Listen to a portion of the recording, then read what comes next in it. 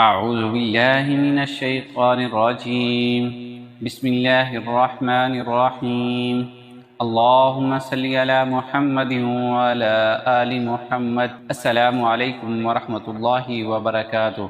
ناظرین، آپ کو علم کی دنیا میں خوش آمدید کہتے ہیں۔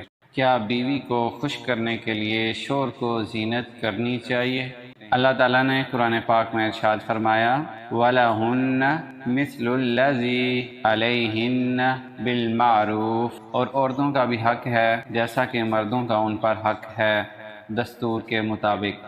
ایک شخص نے حضور اکرم صلی اللہ علیہ وآلہ وسلم سے دریافت کیا کہ ہماری عورتوں کے ہم پر کیا حق ہیں۔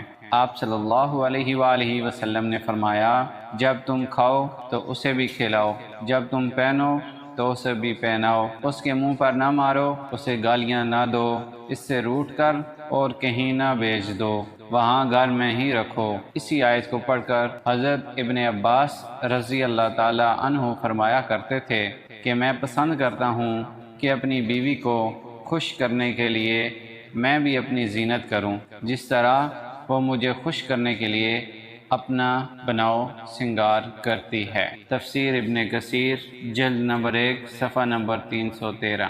صدق اللہ العلی العظیم۔